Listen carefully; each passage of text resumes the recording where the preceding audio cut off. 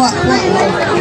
Ang pagpasok ko sa politika at paglilingkod, kailangan itapang ang paa sa lupa upang higit tayong maunawaan sa ating tunay na sitwasyon. At hindi po natin pwedeng baliwalain ito sapagkat ang mga anak at apo natin ay maiiwanan sa mundo. Kailangan bigyan natin sila ng magandang kinabukasan at ang ating mga senior citizen na hindi na dapat nahihirapan, nagmamakaawa at kung saan lumalapit sapagkat ang budget ng Maynila ay malaki. Ang bilyon na ito ay ibababa ko hanggang sa huling sentimo na kailangan malaman. Kumari ko yan! Para taon-taon tayo! Kaya sana po, darating ang oras, maaring bilihin po nila ang ating mga daliri, pagpili, pero sana, huwag niyo naman pong ibenta ang inyong puso para sa tunay na maglilingkod. Naniniwala pa rin ako na may pag-asa pa rin po ang Maynila sa kapila ng nawala na ang halos lahat ng landmark sa Maynila. Ang mga historical places sa Maynila na siyang magsasabi ng tunay na pagkatao ng isang Manileño, na siyang magpapatunay na tayo po ay may pinagmulan at marapat lamang ipamana natin ito sa ating mga anak at apo. Naniniwala po ako na ang puso natin ay talagang may pagmamahal. Kailangan lamang tayo po ay magkaisa para mangyari po ang pangarap na ito para sa ating pamilya. Hindi ko na po kakayanin makita ang aking kapwa Manileño na nahihirapan. Hindi ko na po kakayanin na makita ang mga kababayan ko na natutulog sa lansangan, walang sinisilungan at walang napupuntahang lugar ang ating mga anak. Kaya sana, samahan po ninyo ako sa laban na ito sapagkat ito po ay hindi para sa akin, kung hindi para sa Maynila! Magbabago ang dapat! Umaasa Nay at Itay at sa mga anak natin na sana po wag lang po tayo madala sa ibang bagay. Dalhin po natin ang ating puso para sa ating mga anak sapagkat sila po ang talagang kawawa. Para sa mga senior citizen, agaran ibababa ko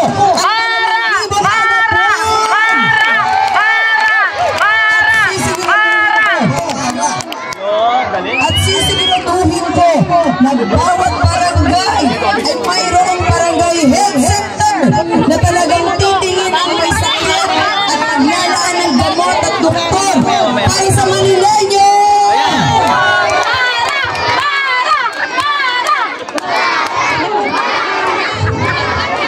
Sa pitas at unang araw ng aming pag-upo,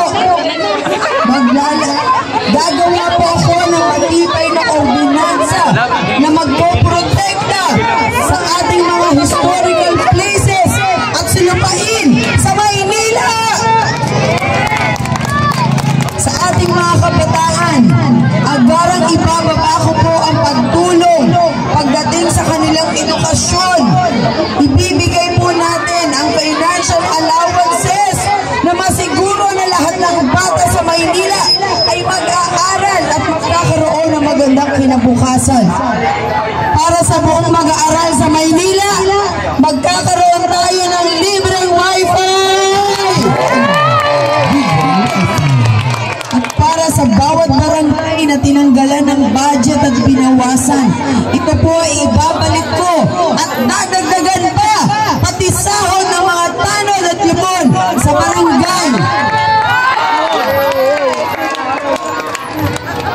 Kaya maraming salamat sa ilang minuto na ako po ay narito sa inyong harap.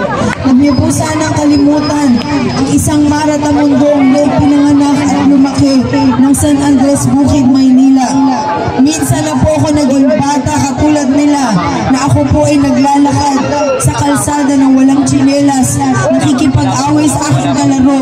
Pero paglaki ko po ang pangarap na pagpapatong ay talagang ibinigay po sa akin ang Panginoong Diyos. Kasama ko ang aking Vice Mayor kay Bureau Chief, kakarisain lang po niya. Kaya alam po niya kung paano po i-handle ang bawat problema sa barangay. Kasama ko ang aking mga Konsehal Harry Huertas, na ang pagtingin sa Maynila ay napakataas na dapat po natin ibalik. Konsehal Jet Magno, na matagal pong naging chairman, at syempre yung pagtulong ay mas gusto pa niyang lumawa para sa Distrito 5. Kasama po si Konsehal Strauss Tugnao, na matagal din po naging barangay chairman, at sa ngayon pinagpapatuloy po ito bilang siya po ay aktibo sa volunteer o fire volunteer po ng buong Maynila. Kasama ang aking team at iba pang konsehal. Konsehal Edwin Salve po from District 6. So kung may mag-anak po kayo doon. Konsehal Silvia Manasala ng District 1. Ito pong grupong ito ang mag-uumpisa at magsasabi na ang pulang kulay ay galing sa ating puso. Kaya sana wag na po kami kalimutan. Maraming salamat kagawad. Maraming salamat sa inyong barangay. Tayo po ay pinigay ng pagkain para sa inyo. Huwag po kayo mag-alala sapagkat ako po ay babalik dito upang magbaba ng programa para sa inyong lahat. Maraming salamat.